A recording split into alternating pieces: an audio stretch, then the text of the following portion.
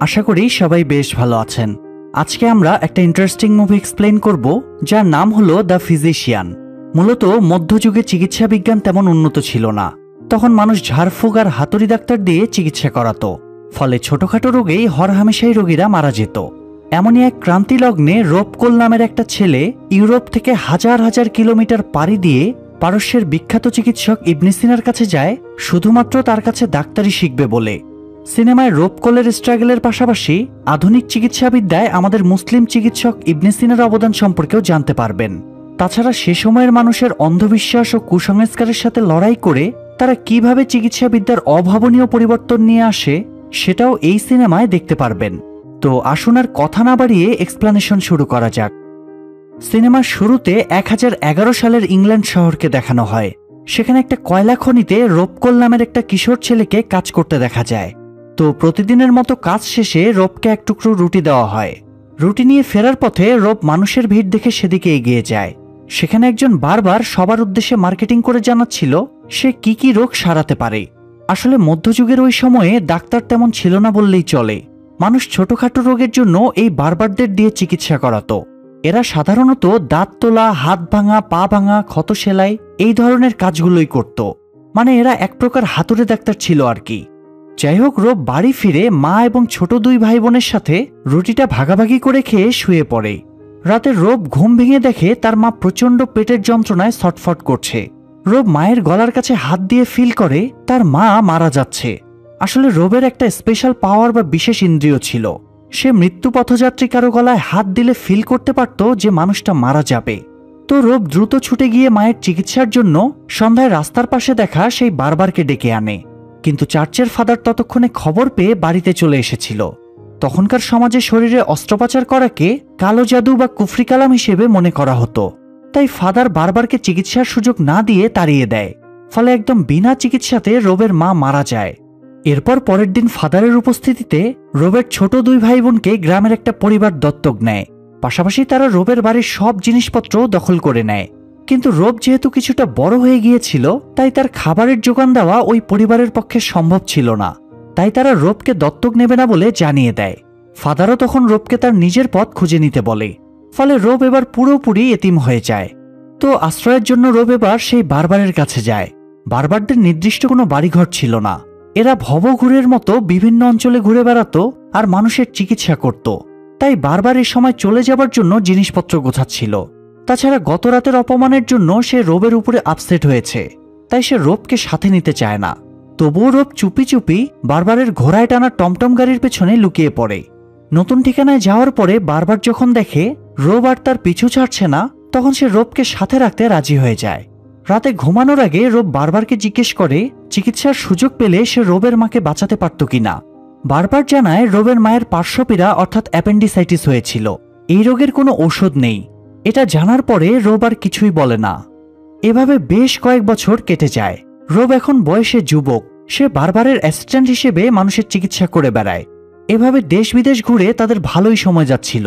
কিন্তু এরই মধ্যে রোবের মনের মধ্যে ঘুরপাক খায় যে মানুষের শরীরের ভেতরে আসলে কি আছে। এছাড়া অ্যাপেন্ডিসাইটিস কিভাবে তৈরি হয় এটাও সে জানার জন্য উৎসুক হয়ে উঠেছিল। এই জন্য সে বারবারকে বলে তাদের একটা লাশ কেটে দেখা উচিত, মানুষের শরীরের ভেতরে আসলে কি কি থাকে।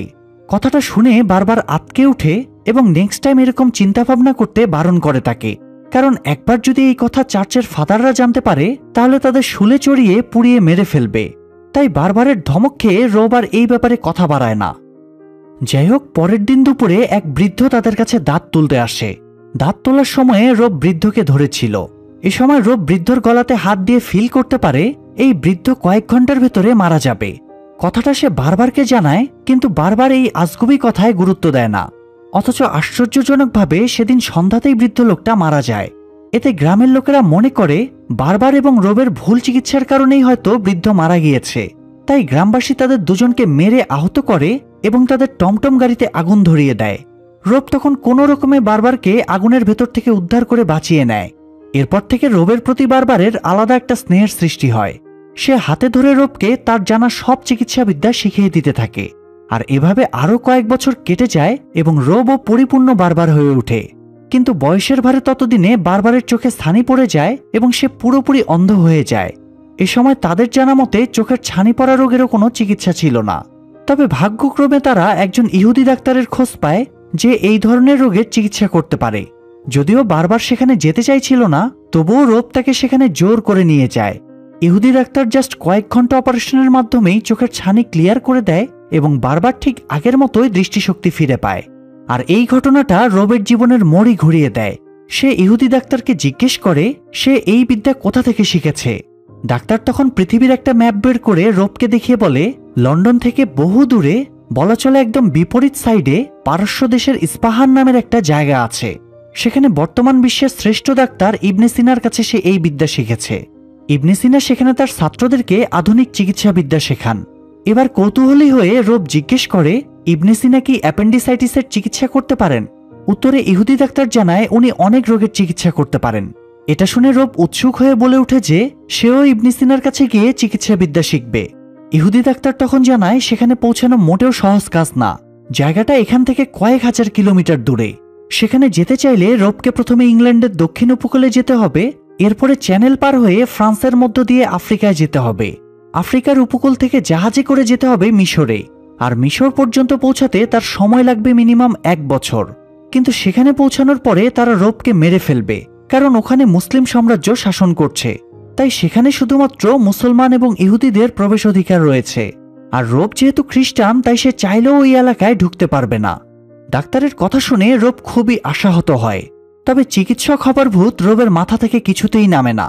সে বারবারকে জানায় সে ইবনে সিনার কাছ থেকে ডাক্তারি শিখে হাকিম হতে চায়। মানে আরবের বেদুইনরা ডাক্তারকে হাকিম বলতো আর কি। যদিও বারবার রবকে পারস্য যাবার অনুমতি দেয় না, তবুও রবের জেদ এবং অতিরিক্ত আগ্রহ দেখে শেষ পর্যন্ত বারবার তাকে যেতে দিতে রাজি হয়। বারবার নিজে রবকে ইংল্যান্ড উপকূল পর্যন্ত এগিয়ে দেয় এবং নিজের সঞ্চয়ের সবগুলো টাকা তাকে দিয়ে দেয়, যাতে রব নিজের স্বপ্ন পূরণ করতে পারে। এরপরে শুরু হয় রবের দীর্ঘ জার্নি। কয়েক মাসের দীর্ঘযাত্রার পরে সে মিশরের সীমান্তে এসে পৌঁছায়। প্রথমে সে একজন নাপিতের কাছে গিয়ে চুলদারি কামিয়ে নেয়।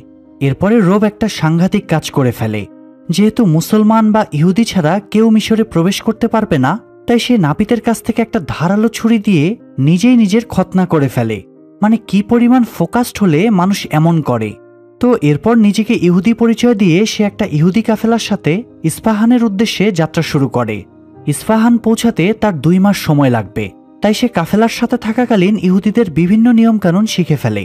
যাই হোক, যাবার পথে তারা একটা গ্রামের সামনে এসে পৌঁছায়। এই গ্রামের সবাই মৃত ছিল। গ্রামে সারি সারি লাশ পড়েছিল, তবে তাদের কোনো জিনিসে লুটপাট করা হয়নি। রব জানতে পারে এই এলাকায় সেলজুক নামের একটা সম্প্রদায় আছে। এরা মনে করে পাপীদেরকে শাস্তি দেবার জন্য সৃষ্টিকর্তা তাদেরকে দুনিয়ায় পাঠিয়েছেন। সেলজুকদের অর্থ সম্পদের উপরে কোনো লোভ নেই, কিন্তু তারা ভ্রান্ত বিশ্বাসের কারণে গ্রামের পর গ্রাম নির্মমভাবে মানুষদের হত্যা করে। রব আরেকটু এগিয়ে গিয়ে দেখে একটা বাচ্চা মেয়ে তখনও জীবিত আছে। বাচ্চাটা পরিবার হারিয়ে কাঁদছিল, তাই রবের বাচ্চাটার প্রতি মায়া হয় এবং সে বাচ্চাটাকে সাথে নিতে চায়। কিন্তু কাফেলার প্রধান অতিরিক্ত কাউকে সাথে নিতে বাধা দেয়। তখন কাফেলার ভেতর থেকে রেবেকা নামের একটা মেয়ে এগিয়ে আসে এবং সে বাচ্চাটার দায়িত্ব নিয়ে নিজের পালকিতে নিয়ে যায়। আসার পথে রব বেশ কয়েকদিন ধরে রেবেকাকে নোটিস করছিল। আজকে রেবেকার এমন মহানুভবতা দেখে সে মুগ্ধ হয়ে যায়। সুযোগ পেয়ে সে রেবেকার সাথে কথা বলতে শুরু করে, কিন্তু কাফেলার প্রধান তাকে রেবেকার কাছ থেকে সরিয়ে দেয়, কারণ সে রেবেকাকে ইস্পাহানে একজন ধনী লোকের কাছে বিক্রির জন্য নিয়ে যাচ্ছিল। তবে সেদিন রাতে রেবেকা নিজেই রবকে ডেকে নিজের তাঁবুতে নিয়ে যায়, কারণ বাচ্চা মেয়েটা জ্বরে কাঁপছিল। রব প্রাথমিক চিকিৎসা দিয়ে বাচ্চাটার জ্বর সারিয়ে দেয়। এতে রবের প্রতিও রেবেকার বেশ ভালো লাগা জন্মে। সারা রাত গল্পগুজবে তাদের বেশ ভাব জমে ওঠে। কিন্তু পরের দিন তাদের জন্য একটা সাংঘাতিক বিপদ অপেক্ষা করছিল। তারা মরুভূমির ভেতর দিয়ে যাবার সময়ে বালুঝড়ের কবলে পড়ে। ঝড় থামার পরে দেখা যায় পুরো কাফেলা লণ্ডভণ্ড হয়ে গিয়েছে। জ্ঞান ফেরার পরে রব দেখে সেখানে সে আর কাফেলার প্রধান ছাড়া আর কেউ নেই। রব চিৎকার করে রেবেকাকে ডাকতে থাকে, কিন্তু কোনো প্রতিউত্তর আসে না। তবে সে রেবেকার উল্টে যাওয়া পালকির পাশে রেবেকার বই খুঁজে পেয়ে সেটা তুলে নেয়। কাফেলার প্রধান ধারণা করে বাকি সবাই হয়তো মারা গিয়েছে, তাই তারা দুজনে এগুতে শুরু করে। কয়েকদিন পরে কাফেলার প্রধানও মারা যায় এবং বিস্তীর্ণ মরুভূমির মাঝে রব সম্পূর্ণ একা হয়ে যায়। তবুও সে হাল না ছেড়ে প্রচণ্ড কষ্ট সহ্য করে এগুতে থাকে এবং একসময় ইস্পাহানে পৌঁছতে সক্ষম হয়। যাই হোক, পরের দিন রব ইবনে সিনার হাসপাতালে ডাক্তারি শেখার জন্য ভর্তি হয়ে যায়। তো রিসেপশনিস্ট জিজ্ঞেস করে রবের কাছে কোনো বিখ্যাত পণ্ডিতের সুপারিশ লেটার আছে কিনা, কারণ এখানে ভর্তি হতে হয় সুপারিশ লেটার লাগে, না হয় মোটা অঙ্কের ডোনেশন দেওয়া লাগে। অথচ রবের কাছে তো কোনোটাই ছিল না। তাই রিসেপশনিস্ট গার্ডদের নির্দেশ দেয় তারা যেন রবকে মেরে বাইরে ফেলে আসে। এরপর দেখা যায় রাতে রবকে আহত অবস্থায় পড়ে থাকতে দেখে একজন ডাক্তার তাকে হাসপাতালে নিয়ে যায় এবং চিকিৎসা দিয়ে সারিয়ে তোলে। সকালে ঘুম ভেঙে রব সেই ডাক্তারকে চিকিৎসা করতে দেখতে পায়। রব ডাক্তারকে জানায় সে 1000 মাইল পাড়ি দিয়ে এখানে ইবনে সিনার কাছে ডাক্তারি শিখতে এসেছে। রবের এত আগ্রহ দেখে ডাক্তার তাকে ইবনে সিনার ক্লাসে ভর্তির সুযোগ করে দেয়।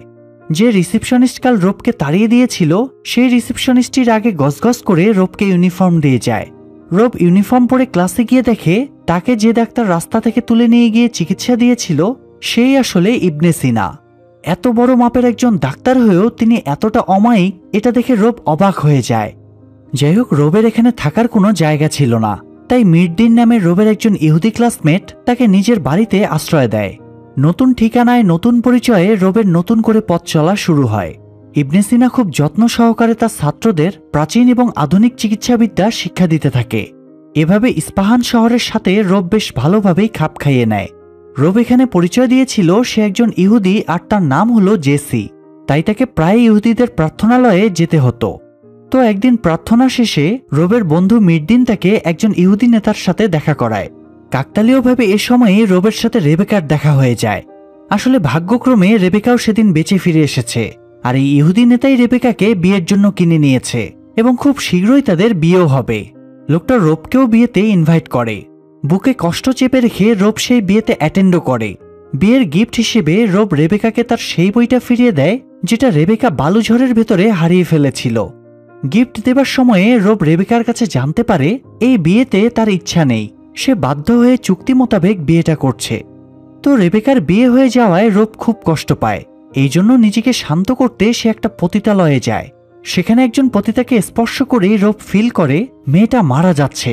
তাই রব মেয়েটাকে তখনই ইবনে সিনার হাসপাতালে নিয়ে আসে। স্বাভাবিকভাবে মেয়েটাকে একদম সুস্থই দেখাচ্ছিল, আর মেয়েটিও বলছিল সে একদম সুস্থই আছে, তার শারীরিক কোনো সমস্যা হচ্ছে না। কিন্তু তবুও ইবনে সিনা রবের কথাকে ভরসা করে মেয়েটির চেক আপ শুরু করে এবং জুতা খোলার পরে দেখা যায় মেয়েটির একটা পায়ে মারাত্মক ইনফেকশন হয়েছে, যার কারণে মেয়েটি মৃত্যুর দিকে ধাবিত হচ্ছে। ইবনে সিনা তখন দ্রুত মেয়েটির চিকিৎসা করে এবং তাকে বিপদমুক্ত করে তোলে। এই ঘটনার পরে ইবনে সিনা রবকে জিজ্ঞেস করে সে কিভাবে মেয়েটির সমস্যার ব্যাপারে বুঝতে পারল। রব তখন জানায় সে মৃত্যু পথযাত্রী কাউকে টাচ করলে এক ধরনের অনুভূতি ফিল করে, আর এই ব্যাপারটা প্রথম সে বুঝতে পারে তার মায়ের মৃত্যুর সময়ে। রব ইবনে সিনাকে জানায় তার মা অ্যাপেন্ডিসাইটিসে মারা গিয়েছে। এরপরে জিজ্ঞেস করে অ্যাপেন্ডিসাইটিসের কোনো চিকিৎসা আছে কিনা। ইবনে সিনা জানায় এই রোগের চিকিৎসা এখনও তাদের আয়ত্তের বাইরে। আগামী 100 বছরের ভেতরেও কেউ এই চিকিৎসা আবিষ্কার করতে পারবে কিনা সন্দেহ। এ সময় ইস্পাহানের রাজার লোকজন এসে ইবনে সিনা এবং রবকে ডেকে নিয়ে যায়।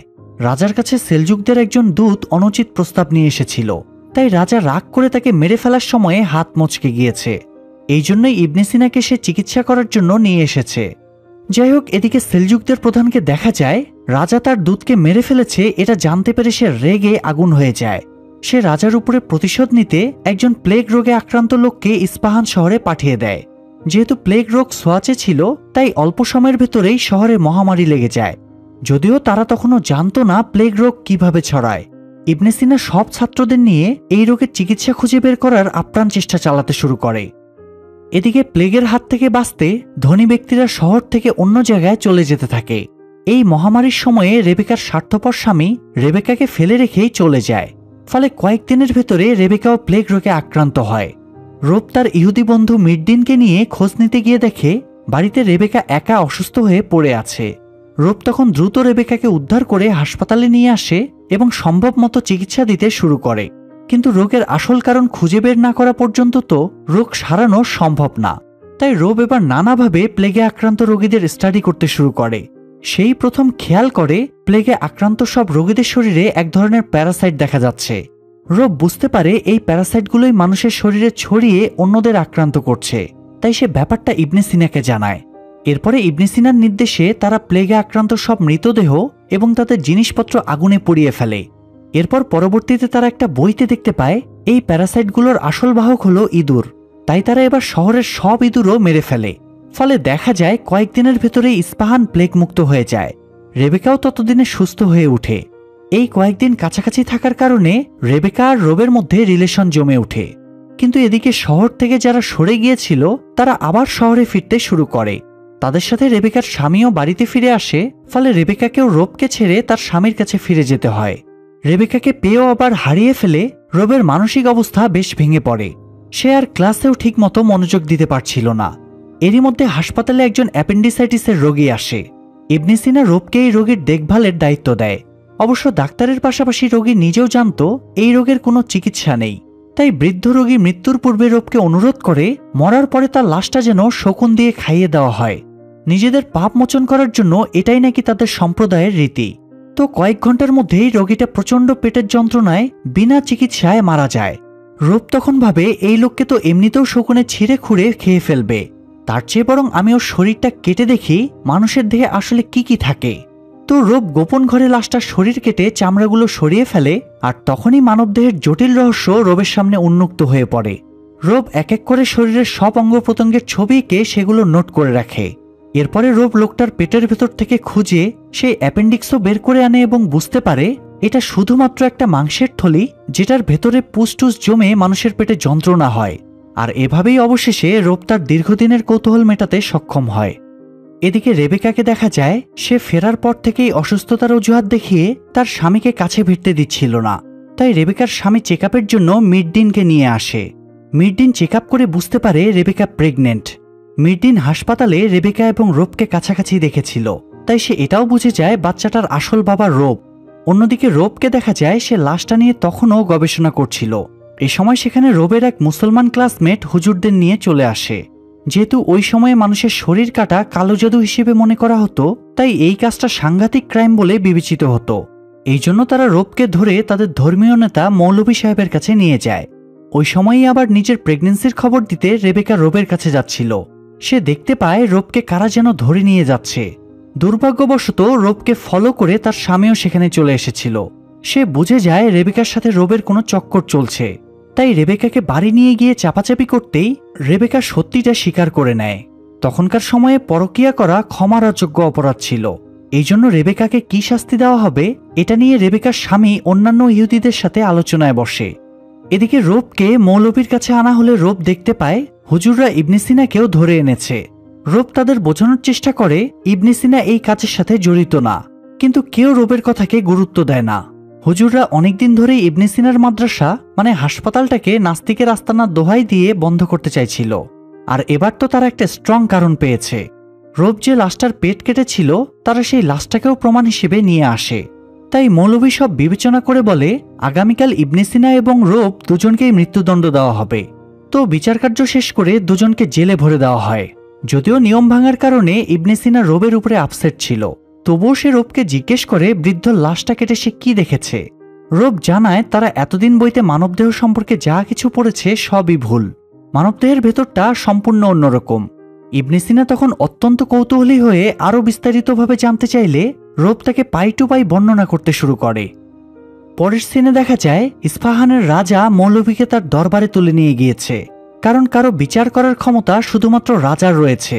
অথচ মৌলভী নিজে বিচারক সেজে ইবনে সিনা এবং রবকে শাস্তি দিয়েছে। মৌলভী নিজেকে রাজার সমকক্ষ ভাবছে, এই ব্যাপারটা রাজা মানতে পারছিল না। তাই রাজা মৌলভীকে প্রচুর বকাঝকা করে নির্দেশ দেয় সে যেন ইবনে সিনা এবং রবকে ছেড়ে দেয়। কিন্তু মৌলভী রাজার নির্দেশ অমান্য করে বলে সে সেলজুকদের সাথে বন্ধুত্ব করেছে। সেলজুকরা ইস্পাহানের সীমান্তে চলে এসেছে। হুজুর আর সেলজুকরা মিলে সব বিধর্মী এবং নাস্তিকদের শেষ করে ফেলবে। মৌলভীর এমন কথা শুনে রাজা রেগে গিয়ে তরবারি দিয়ে মৌলভীকে মারতে তেড়ে আসে। কিন্তু রাজা একটু এগুতেই উল্টে পড়ে যায়, কারণ তার পেটে প্রচণ্ড যন্ত্রণা হচ্ছিল। আসলে রাজা নিজেও এখন অ্যাপেন্ডিসাইটিসে আক্রান্ত হয়ে গিয়েছে। যাই হোক, তবুও রাজা তার সৈন্যদের নির্দেশ দেয় তারা যেন ইবনে সিনা এবং রবকে উদ্ধার করে নিয়ে আসে। তাই পরের দিন সকালে হুজুররা যখন দুজনকে শিরোচ্ছেদ করে হত্যা করতেই যাবে, সেই সময় রাজার সৈন্যরা সেখানে পৌঁছে যায় এবং তাদের উদ্ধার করে রাজদরবারে নিয়ে আসে। আসলে রাজা চাইছিল এরা দুজনে তার অ্যাপেন্ডিক্সের অপারেশন করুক এবং তাকে সুস্থ করে তুলুক, কিন্তু রব বলে এটা অসম্ভব। আমি শুধুমাত্র মৃতদেহ কেটেছি, জীবিত মানুষের পেট কাটার পরে কেমন রিয়াকশন হবে এই ব্যাপারে আমার কোনো ধারণা নেই। রাজা তখন বলে সে যদি সুস্থ হতে না পারে তাহলে হুজুর আর সেলজুকরা ইস্পাহান দখল করে নেবে এবং সব ইহুদি খ্রিস্টানদের মেরে ফেলবে। তো এবার ইবনে সিনা এবং রোব রাজার অপারেশন করতে রাজি হয়। এদিকে রেবেকাকে শাস্তি হিসেবে গলা পর্যন্ত মাটিতে পুঁতে রেখে পাথর মেরে হত্যা করার প্রস্তুতি নেওয়া হয়েছিল। রোব মিরডিনের কাছে নিউজটা জানতে পেরে রাজাকে রিকোয়েস্ট করে সে যেন সেনা পাঠিয়ে রেবেকাকে উদ্ধার করে আনে। তো কথা মতো রাজার সেনারা গিয়ে রেবেকাকে উদ্ধার করে নিয়ে আসে। এরপরে রোব ইবনে সিনা এবং মিরডিনের সহায়তায় রাজার পেটে অস্ত্রোপচার শুরু করে। কিছুক্ষণ হাতড়ানোর পরে রোব রাজার পেটে অ্যাপেন্ডিক্সটা খুঁজে পায় এবং সেটা কেটে বাদ দিয়ে রাজার পেটটা সেলাই করে ব্যান্ডেজ করে দেয়। রাজার অপারেশনের শেষে রোব যতবারই রাজার মুখের দিকে তাকাচ্ছিল সে বারবার নিজের মাকে কল্পনায় দেখতে পাচ্ছিল। রোবের মতো এই সাহসটা যদি অনেক বছর আগে কেউ দেখাতো তাহলে তার মাকে বিনা চিকিৎসায় মরতে হতো না। যাই হোক, অপারেশনের পরে রাজার পেটের যন্ত্রণা একদম সেরে যায়। তবে অপারেশনের ধকলের কারণে সে যথেষ্ট দুর্বল হয়ে পড়েছিল। তবুও রাজা তার তরবারি নিয়ে যুদ্ধে যাবার জন্য রেডি হয়ে যায়, কারণ সেলজুকরা ততক্ষণে ইস্পাহানে ঢুকে তাণ্ডব শুরু করে দিয়েছিল। তারা নির্বিচারে মানুষ মেরে সব স্থাপনায় আগুন ধরিয়ে দিয়েছিল। তাদের প্রতিহত করতে রাজা তার সৈন্যবাহিনী নিয়ে যুদ্ধের ময়দানে চলে যায়, আর রোব, ইবনে সিনা এবং অন্যরা পালানোর জন্য রাজমহল থেকে বেরিয়ে আসে। রোব প্রথমে রেবেকাকে খুঁজে বের করে, তারপর সব ইহুদিদের নিয়ে ইস্পাহান থেকে বের হতে যাবে তখন খেয়াল করে ইবনে সিনা তাদের সাথে নেই। সেই মুহূর্তে একজন রোবকে জানায় সে ইবনে সিনাকে তার মাদ্রাসায় মানে হাসপাতালে দেখেছে। রোব দ্রুত তখন ইবনে সিনার খোঁজে হাসপাতালে যায়। সেখানে গিয়ে দেখে সেলজুকরা হাসপাতালটাও আগুন ধরিয়ে পুড়িয়ে দিয়েছে, আর এই অগ্নিকাণ্ডের ভেতরে ইবনে সিনা অসহায় এবং হতাশ হয়ে বসে আছে। ইবনে সিনার কাছে রোব একটা শিশি দেখতে পেয়ে সেটার ব্যাপারে জিজ্ঞেস করে। ইবনে সিনা উত্তর না দিয়ে রোবের হাতটা ধরে নিজের গলায় রাখে। ইবনে সিনাকে স্পর্শ করতেই রোব ফিল করে আর অল্প সময়ের ভেতরেই ইবনে সিনা মারা যাবে। আসলে ইবনে সিনা নিজের স্বপ্ন আর সাধনাকে এভাবে ধ্বংস হয়ে যেতে দেখে সহ্য করতে না পেরে বিষ খেয়ে নিয়েছে। ইবনে সিনা তার সারা জীবনের সঞ্চয় চিকিৎসা বিজ্ঞানের উপরে তার কালজয়ী বইটা রোবের হাতে তুলে দিয়ে বলে, তুমি এখন থেকে হাকিম রবার্ট কোল। রোব তখন বইটা নিয়ে কাঁদতে কাঁদতে বেরিয়ে চলে যায়। এদিকে যুদ্ধে সেলজুকরা রাজা এবং তার সৈন্যবাহিনীকে পরাস্ত করে ইস্পাহানের দখল নিয়ে ফেলে, আর মৌলভী সকল হুজুরদের নিয়ে সেলজুকদের প্রধানকে সিজদা করে তার আনুগত্য স্বীকার করে নেয়। নাউজুবিল্লাহ। রোব অবশ্য ততক্ষণে রেবেকা এবং বাকি ইহুদিদের নিয়ে সেফলি ইস্পাহান থেকে বেরিয়ে যায়। এরপরে কেটে যায় বেশ কয়েক বছর। মুভির শেষ সিনে আমরা সেই বারবারকে দেখতে পাই যে রোবকে লালন পালন করেছিল। বারবার এখনো আগের মতো হাঁকাহাঁকি করে রোগী খুঁজছিল, কিন্তু একটা রোগীও না পেয়ে সে বিরক্ত হয়ে যায় এবং বলে, এই শহরে কি কেউ অসুস্থ হয় না? তখন একটা 9-10 বছরের ছেলে বলে ওঠে, এখানে অসুস্থ হলে সবাই হাসপাতালে যায়। প্রাচ্য থেকে ডাক্তার কোল এবং তার ইহুদি বন্ধুরা এসে এখানে একটা হাসপাতাল খুলেছে, তাই সব রোগীরা এখন হাসপাতালেই চিকিৎসা নেয়। ডাক্তার কোল নামটা শুনেই বারবারের মনটা আনন্দিত হয়ে পড়ে। সে বুঝতে পারে রোব তাহলে নিজের স্বপ্ন পূরণ করে পরিপূর্ণ হাকিম হয়ে এখানে ফিরে এসেছে। বারবার তখন ছেলেটার সাথে গল্প করতে করতে হাসপাতালের দিকে হাঁটা ধরে, আর এই সিনটার মধ্য দিয়েই মুভিটা এখানেই শেষ হয়ে যায়। প্রিয় দর্শক, শেষ করার আগে একটা জিনিস ক্লিয়ার করে দেই। এই মুভিটা আমেরিকান লেখক নোয়া গর্ডনের দ্য ফিজিশিয়ান উপন্যাস অবলম্বনে তৈরি করা হয়েছে, তাই সিনেমায় দেখানো সব ঘটনা কিন্তু বাস্তবের সাথে মিল নেই। বিশেষ করে ইবনে সিনার ঘটনাগুলো তার বাস্তবিক জীবনের সাথে কোনো মিল নেই। তবে এখানে মধ্যযুগের যে সমাজ ব্যবস্থা দেখানো হয়েছে সেটা সত্য। বাস্তবের ইবনে সিনাকেও চিকিৎসা করতে গিয়ে এরকম অসংখ্য বাধার সম্মুখীন হতে হয়েছিল, তবে তবুও তিনি থেমে থাকেননি। এখনো 1000 বছর পরেও ওনাকে আধুনিক চিকিৎসা বিজ্ঞানের পথ প্রদর্শক হিসেবে মনে করা হয়। তাই সব দিক বিবেচনায় মুভিটা আপনাদের কাছে কেমন লেগেছে ভিডিওর কমেন্ট বক্সে তা জানিয়ে দিতে পারেন। এছাড়াও এরকম আরও মুভি এক্সপ্লেনেশন পেতে চ্যানেলটি সাবস্ক্রাইব করে বেল বাটনটি অল প্রেস করে রাখুন। সবাই ভালো থাকবেন, সুস্থ থাকবেন। আল্লাহ হাফেজ।